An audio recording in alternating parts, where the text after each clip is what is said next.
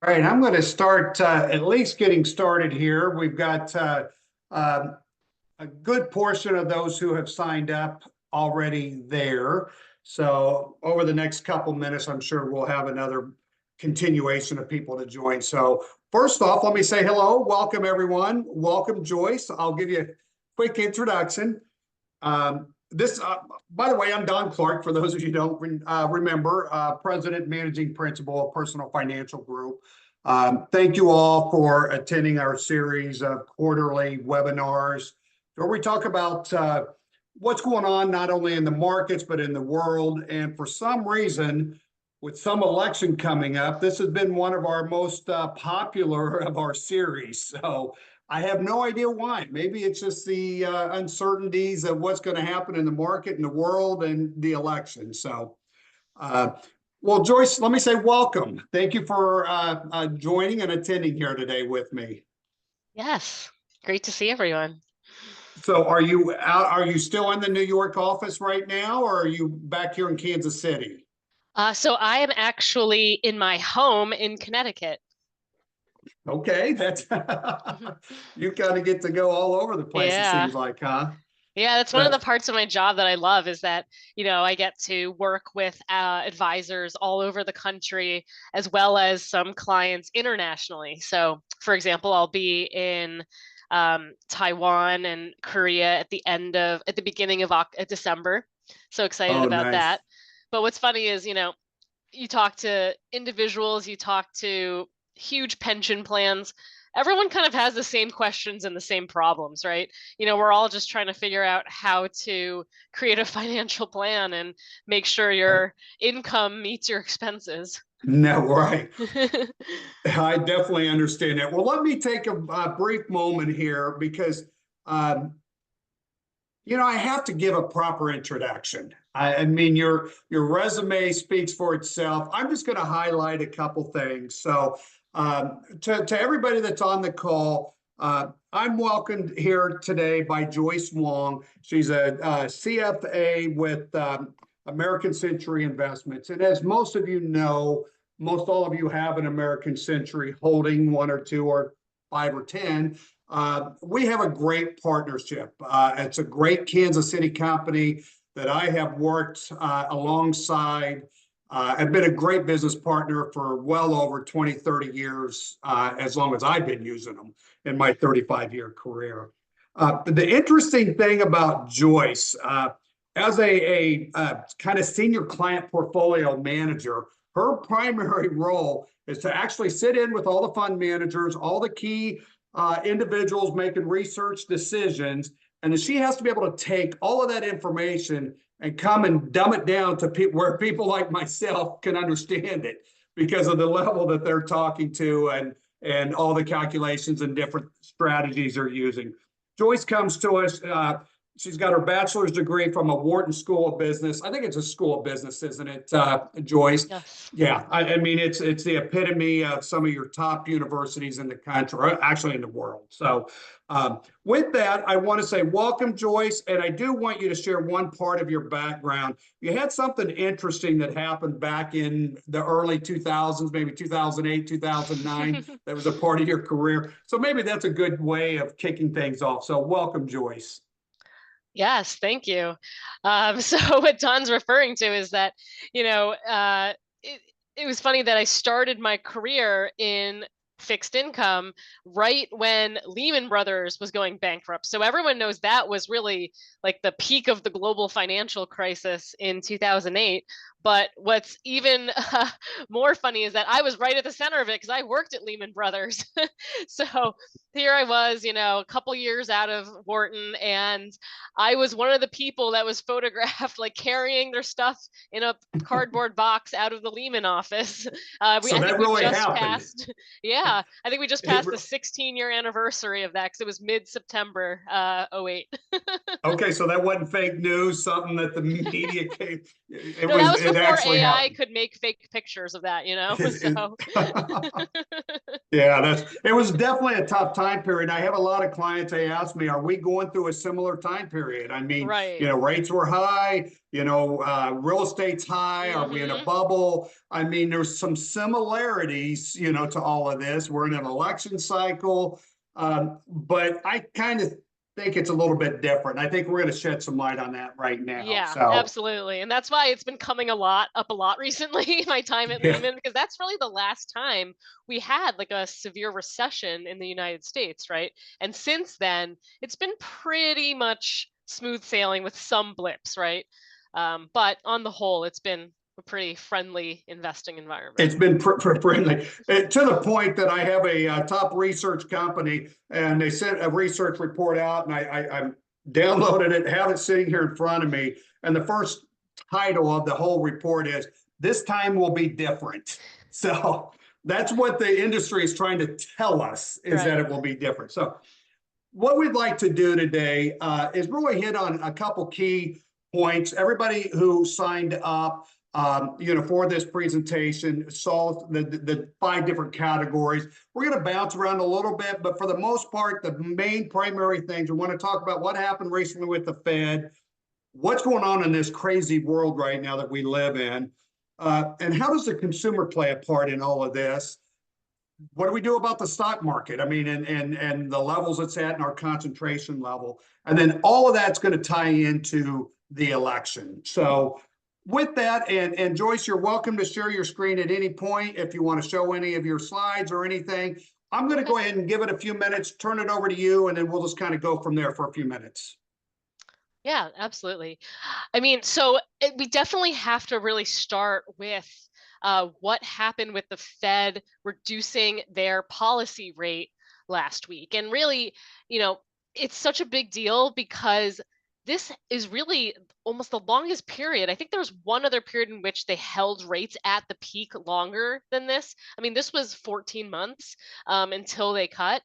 And what was notable was that this rate hike cycle, the reason it felt so bad was because it was the fastest rate hike cycle that we've ever seen. So not only did we start from 0 and go to 5.25, but they managed to do it in a very, very short period of time. So the market really didn't have a lot of time to adjust. And that's why in 2022, as a fixed income specialist, everyone's like, I didn't even think it was possible to lose 15% in bonds, and especially not high quality bonds. Like maybe junk bonds, sure, like that's a possibility in like a big recession, but I was just holding, high quality core bonds. What happened? Right? I mean, honestly, I never thought in my career we would see that happen, but we never could have expected COVID to happen and then the corresponding inflation surge. And so everything kind of is like tied together by the shock of the coronavirus, going on 4 years now, 5 years almost. Jeez, yeah, don't remind me. I know. Yeah, We'll black that part out. yeah, no, But right. in terms of the Fed cuts, so the big debate going into the meeting was okay, so in July, what was interesting is that we weren't even sure if they would cut. So this kind of ties into another thing we'll spend some time talking about today is the election. So the Yeah. Fed, tries to maintain a pretty neutral stance.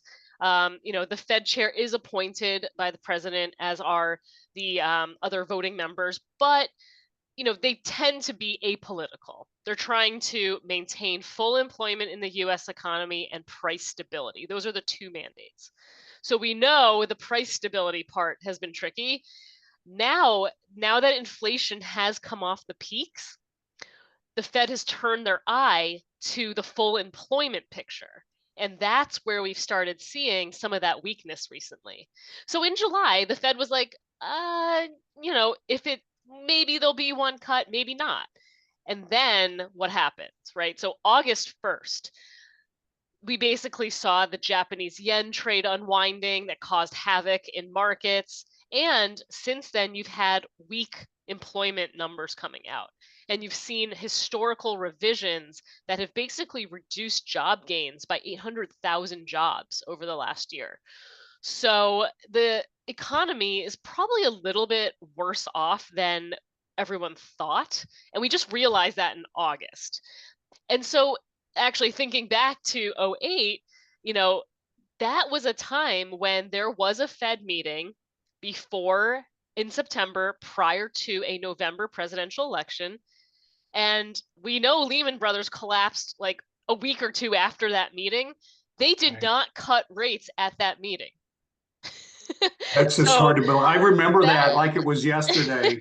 so that was probably a mistake, Yeah, obviously, given that they had to maybe. then do the emergency cuts to zero after Lehman went bankrupt, and then you know we lost we lost a number of companies after that. But you know, what's interesting is that the Fed this time, even though we've seen some weakness in employment, it's nowhere near recessionary levels. Like, no one's saying that we're going to have a recession, we're in a recession. We're just saying that, I think in American Century's view, an economic slowdown is our base case. So I'm not saying recession, but remember, because of all the stimulus that was pumped into the economy to save us from recession Right. post COVID, that has accelerated growth. And so any sort of come down from that is going to feel a little bit recessionary, right? But It, yeah, looking at the data, we're not in a recession. We're nowhere close. The equity markets are at all-time but highs. there, no, and let me add kind of 2 points on that. First, I mean, for the past, most anybody on this call has heard me say it for the last at least 12 to 18 months. I really felt we were more in recession at the first quarter of last year and fourth quarter of the previous year, but it was never identified. There was only one or two key economic factors that kept them from actually calling it a recession. So I think those times were tougher then than what we're headed into and where we are now. Yeah, absolutely. I will do like a share so I can show you Sure. some of the um, probabilities that we're seeing. So this is the general outline of how at American Century we think about probabilities for our macro scenarios. And so you can see, like I mentioned, our base case by far, 80% is the slowdown scenario. And so that means below trend growth because the high interest rates have pressured companies, have pressured consumers. That effect takes some time to work its way through the economy, but we think we're starting to see it. We believe inflation will come down towards 2%, and the Fed will, as we've seen with that 50 basis point initial cut, they'll continue the cuts going into mid 2025. So the Yeah. Fed's basically pricing in another 1% of cuts going into next year. A couple notes on that. I think it's really important. As we talk about inflation, it's moderating, getting to the 2%. One thing you said a little while ago is that the Fed is looking for risk, trying to avoid certain risk. And now they've identified what you said, employment, as being more of the risk than inflation is, which is interesting. I mean, and even leads to the point, and I don't know your thoughts on this, I didn't ask you this, but I tend to think, from what I'm reading, that we might see yet another 2 cuts, even yet this year, still from the Fed. I mean, what's your thoughts on Yes. that? So right now, what the Fed is telling us they think is going to happen is a 25 basis point cut at the November meeting. There is no October meeting. So this past meeting was the last one before the election. Again, which is why it's surprising they cut because it's the No, one that's right. closest to the election. But, putting that aside, Yeah. we do have the November meeting, which is coincidentally a day after the election. Yeah.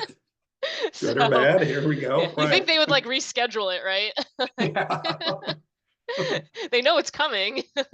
Right. um, I can't imagine her getting much sleep on either side, you know. uh, so we That's have that's fun. the November meeting the day after the election, then December.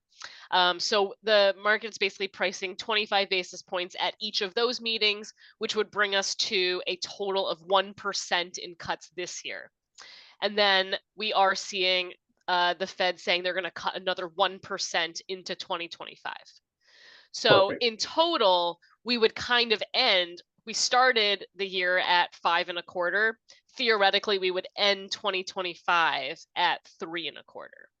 3.25. That's great. So that's Let me pretty take a substantial. quick, yeah, very substantial. I mean, and I think there's a lot of people, particularly a lot of those wannabe homeowners that have been out there waiting for rates, or those who want to refinance or sell and do something, waiting for those rates to where they can come down and actually afford something. So I'm going to take just a quick time out.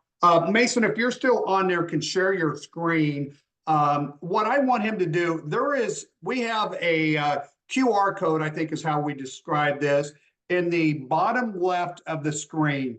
Down there, you feel free to scan that, use that number if you have a question. It will take you to an area called Slido. In there, you can put that code in, and then you can ask questions. And as we can, I'll try to interject those, as we continue to go. So I'll leave that on there for about another minute or so, and we'll kind of keep progressing along, with our comments here. So, Joyce, as we think about, what's happening in the U.S., obviously U.S. and while our economy is considered the biggest and really most pivotal, what's happening in the rest of the world? How's that playing out, and what's your thoughts there?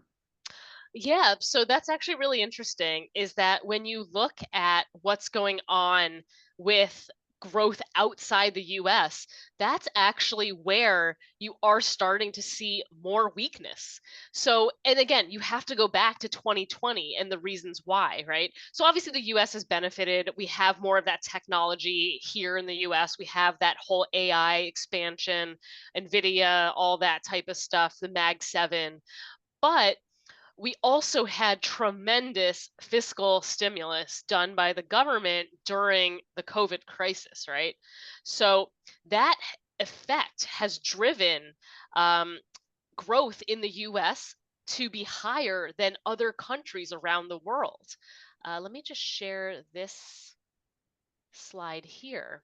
And you can see these are just GDP forecasts for All right. the US in black. Here, 1 second, Mason. Okay, you can go ahead and stop sharing, Mason. Hers did not pop up. Okay, there you go. Perfect. Thank you. Okay, so you can see the US in black. We're basically expected to grow, 2.5% this year, which is basically the average GDP growth that we've seen historically.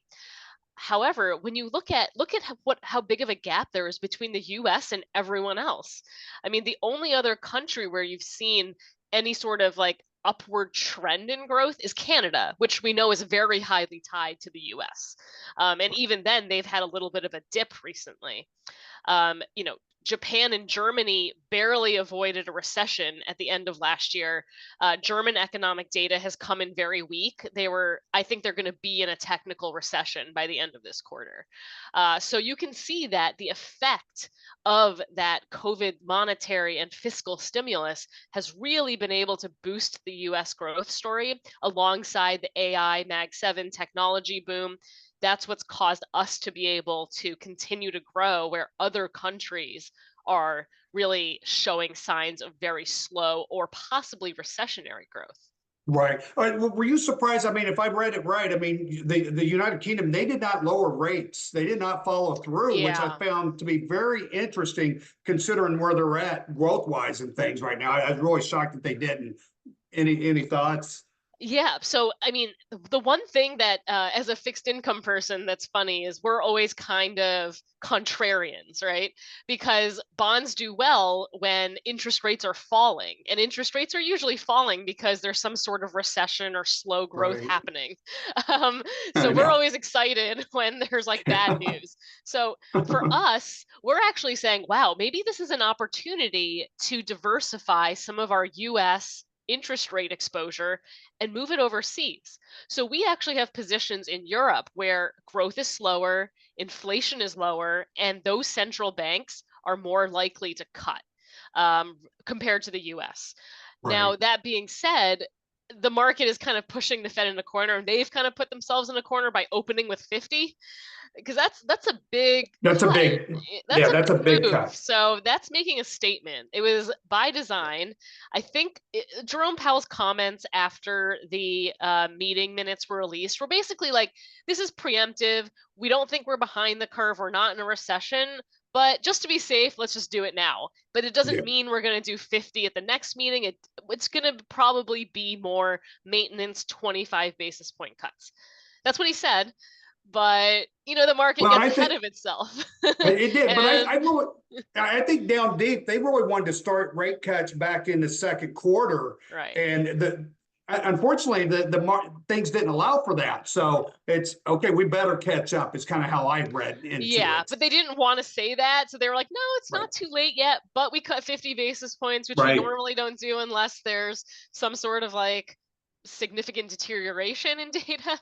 So it's a Right. little bit contradictory. It's to be determined. I mean, we're going to get some fresh employment numbers next week. I think Yeah, that's going to be very telling about what the real I agree. situation is I for the agree. US economy. I'm with you on that. So let's transition a little bit and talk how the consumer plays a part in all of this. Yeah. So, I mean, we talked about US GDP growth on that chart I was just showing. We know consumer spending is 2/3 of US GDP. I know, like, I felt like I was the only person I knew who didn't like have a Italian Riviera vacation this summer. Like everyone has just been continuing to spend on travel and experiences post COVID. Everyone's been revenge spending. So Right. that's continued to boost the US economy alongside all the other things we just talked about. So, what happens when the consumer actually possibly runs out of money, right? It can't last forever. So, let me just show Well, one while of you're pulling these. that up, I mean, if you Yeah. look at the amount of credit usage, from the consumer today, it's at one of the highest levels ever. So that's a Yes. concern from my standpoint. Absolutely. And what we were saying is, retail sales are beginning to slow. You saw that huge peak after the vaccines were developed and you had the Right. reopenings of the economy. That gradually has come down, and we're basically back to kind of pre COVID levels. And on the right hand side, I think this is really key. And it's this fact that because of the fiscal stimulus, we US consumers were able to save an extra $2 trillion during 2020 to mid 2021. It peaked at 2.1 trillion in August of 2021. And again, that kind of coincided with reopening travel. Boom, we're going to Europe every week. Yeah. And yeah, inflation. Let's not forget about how inflation has impacted people's budgets. I mean, every time I go to the grocery store, I'm like, what is this what it costs now? It's like shocking. Um, but And that and has it's caused, it's still there. Yeah. I mean, yeah, even though the rates drop, it's still there. it's funny. Like I saw this chart, I should have screenshotted it, but it was like a chart showing the way economists think about inflation. And it's just monthly year over year CPI. And you're like, 2.5%. What's the problem?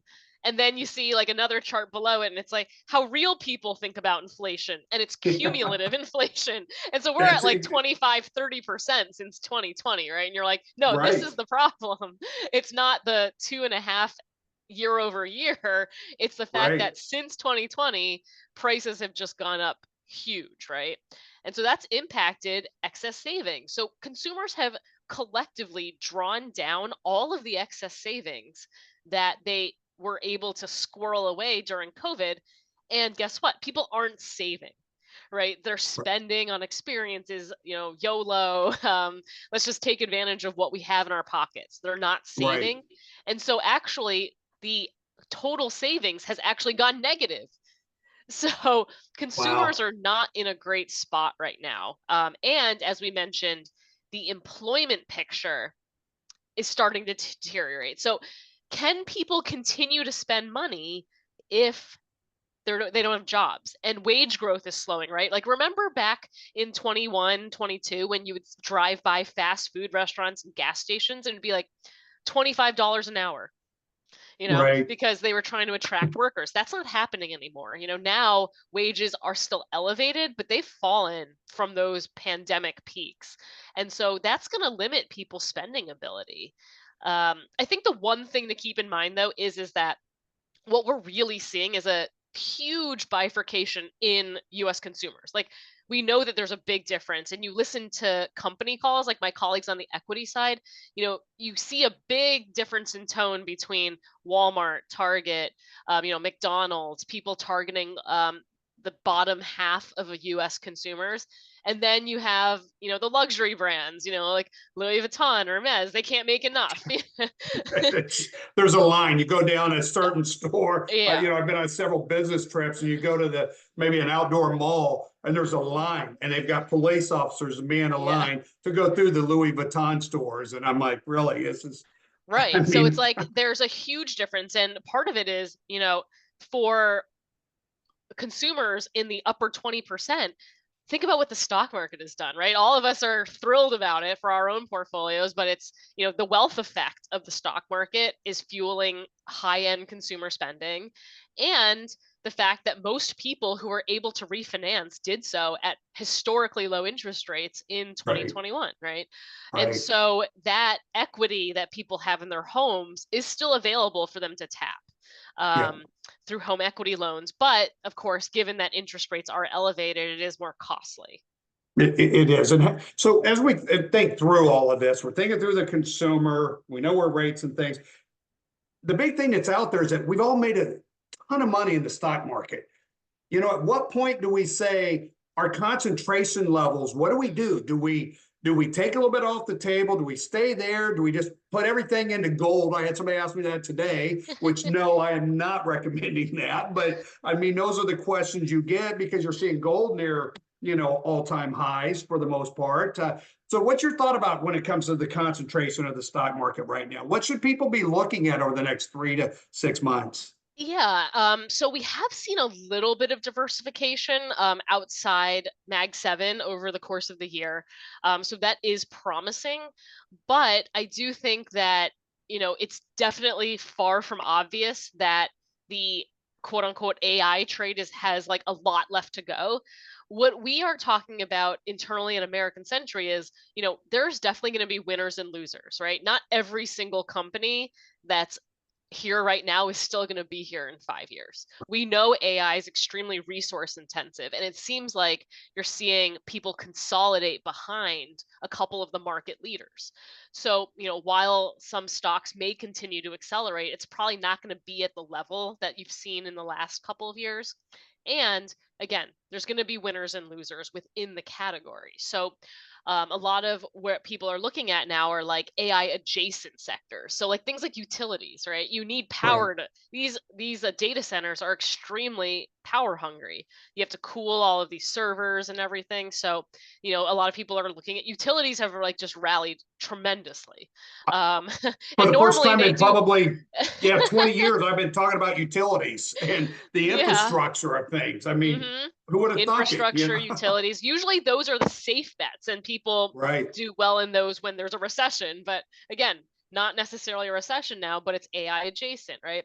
But right, we are starting to advocate for people just to make sure they have that balanced approach. So, Don, I'm sure you guys are looking at, rebalancing portfolios away from some of the large cap US, looking at opportunities in small, maybe, places that haven't grown as fast as, you know, the Mag 7. right.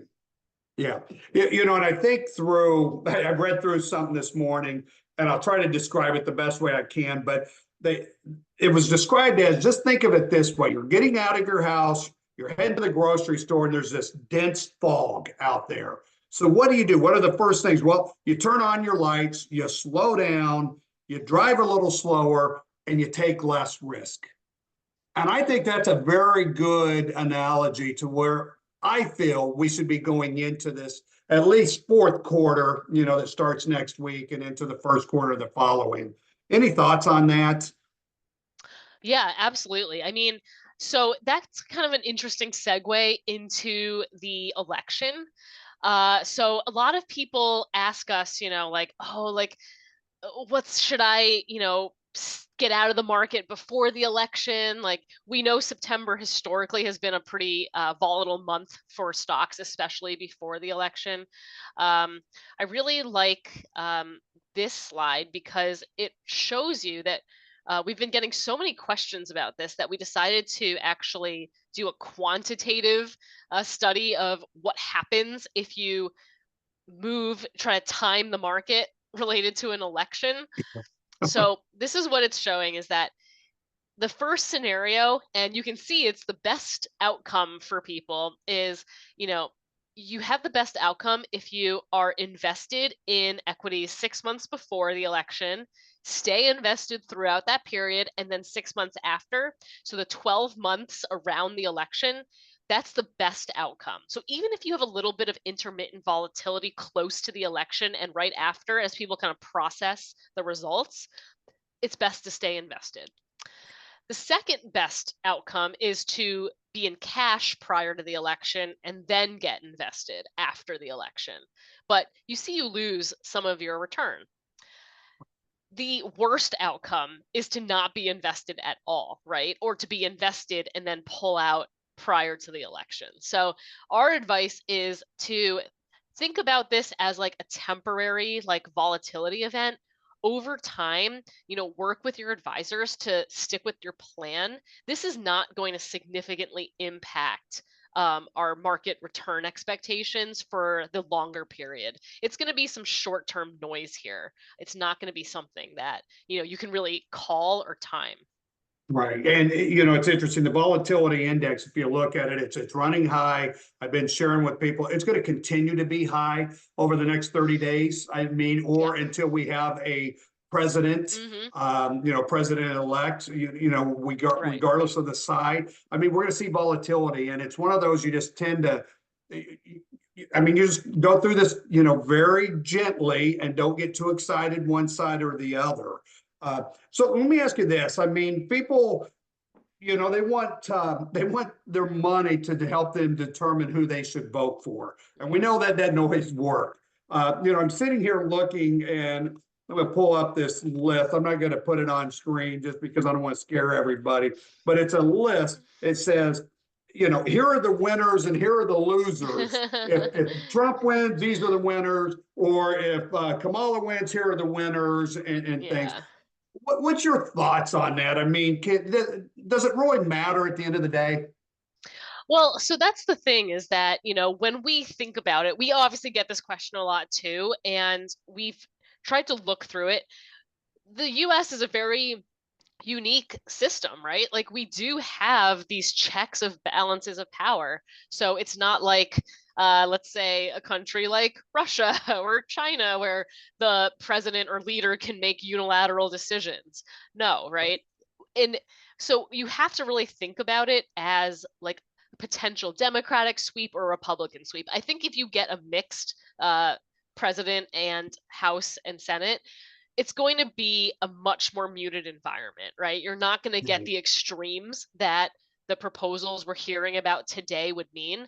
I mean, and even the proposals we're hearing about, even in a sweep scenario, it's not clear that every single senator or representative would support that, as we've seen historically, right? Right. The balance of power is very, very narrow. Even if we get a sweep in either situation, both are possible. Based on the betting probabilities, we find that that's more accurate than polls. People Right. say whatever they want to pollsters, but when you put your own money on the line, it seems to kind of be more your true conviction.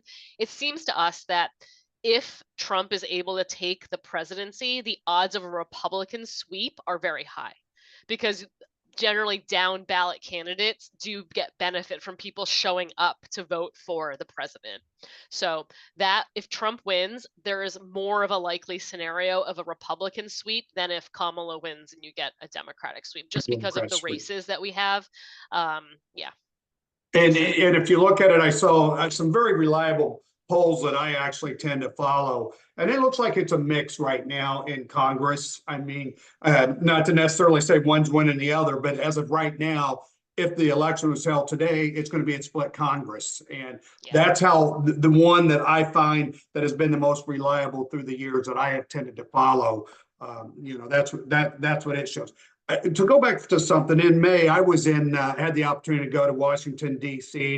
to basically to promote our industry and to help with, the future tax cuts that are set to expire.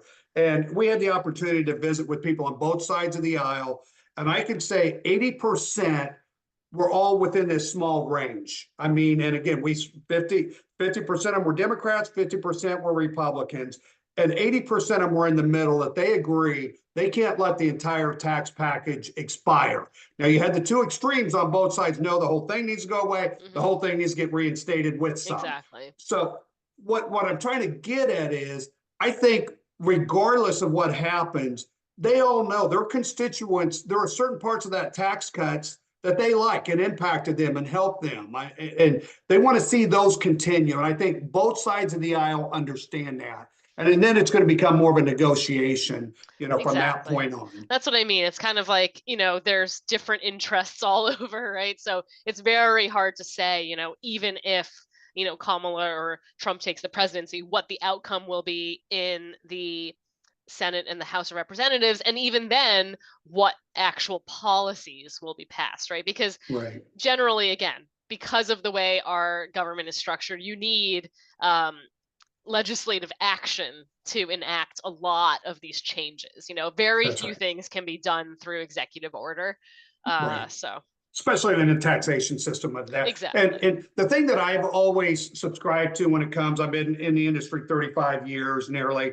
And the one thing, and I'm a referee, so I officiate high school football. I've done basketball, Division I basketball. The one thing I always said, and I told some pretty famous coaches, I said, Coach, I know you don't like the rule. It doesn't matter. I just got to play by the rules because that's what they give us. And that's really what the politics of this are. It doesn't matter which side. We just got to understand how that's going to impact your money and your investments. And it's my job to adapt and to adjust to the change, any changes. It really doesn't matter. We just got to learn to adapt to it. Right, exactly. So that's what I'm after. And I think American Century is the same way when it comes to this. Mason, I'm going to, for time's sake, because we've got about 5 more minutes here that we'll wrap up completely. Mason, if you're there and you can go ahead and put that screen on, and I'm going to go through, just a couple questions. And I know we've answered some of these, but one of the questions that was basically presented is this. So you talked about, do you go all the way in, all the way out? Do you do anything? Do you make any adjustments in your portfolio right now? And I think that's a good way. Do we kind of overweight in one area, underweight in another, things like that? What's your thoughts on that? So I would say the one recommendation that I have, regardless of the election or anything else, is the fact that we know interest rates are moving down. A lot of people have been more heavily allocated to cash. People are enjoying historically high, or you haven't seen rates like 5.5% in CDs, money markets since pre-08, right? Going back to how we started our call. So people were thrilled just to get that free money for 2 years, but that's come to an end, right? So if you look at new CDs, new money market funds, the yields are dropping 1-for-1 with Fed cuts, right? So I would say reinvestment risk, being that you can't get what you got 3 months ago in cash today, is one of the hidden risks that no one's really talking about right now. But we think moving cash into short duration, high quality bonds makes a lot of sense because you're getting higher yields without taking a lot of interest rate risk and credit risk. So that to me is really the no-brainer move right now, just because I've talked to a lot of people who have, cash kind of waiting. And with, we talked about equity market valuations and concentration. I'm not saying that we can't see further growth in the S&P or NASDAQ, but on the margin, if you have cash, I would put it into something more similar to cash, like short-term bonds. Yeah, because really when we look at interest rates rising, you're talking about the valuations and things changes. Short term still gives you opportunity to make some real-time decisions if need be. And I tend to agree with that wholeheartedly. Again, for those who maybe didn't hear earlier, if you want to scan there on the bottom, there is it will open up a screen to where you can enter that code, that number, and there you can ask a question. So I'm going to read this question exactly how it comes off the screen here. I'll do my best, and I hope it's not putting you on the spot. But Jamie Dimon and other economists believe we can enter into a stagnation period. Which stagnation, I don't know that we want to necessarily go that direction. What would that look like in your opinion? Yeah, so we have, so in that chart that I showed earlier, we do have a scenario, and I'll show that here, where there is a possibility um, of what we're calling overheated economy. So Yeah, let me so switch. we do have a stagflation scenario as well, but you'll see we don't really have any probability there because in order to have that stagflation environment, you need inflation to resurge. What would cause inflation to resurge? Growth. I don't see a scenario in which inflation resurges without that corresponding spend. That's how I see inflation increasing, is basically shelter costs don't go down as we expect. In fact, that's what people are talking about as a fear, is that as rates fall and mortgage rates fall, that could lead to another run up on the housing market, right? Because there's a lot of people on the sidelines who have been waiting for this moment to happen over the last 2 years. They are ready to invest in homes, right? So that could push shelter costs up. If consumers just continue to take on more debt and spend, that could also lead to inflation rising. So in our case, that's a small probability. We think, again, the most likely scenario slowdown. I don't think stagflation, like what we saw in the early 80s, is as likely as it is the overheated economy, which would be kind of where we were in 21. Okay, perfect. So I'm hearing you say, and yeah, I know we've asked a lot about it, but I'm going to go off the question. If you had to put a percentage odds of us going into recession Mm-hmm. in 2025, what if you were a betting a woman, what would that look like? What percentage odds over under would you say? So right now we're saying 30% chance. 30% So chance. it would be 30% chance out of that 80 of slowdown would be recession. So it would be 30% recession plus 50% what we're calling soft landing. So that would kind of be that slow growth, but no negative growth environment. Got it. That's great.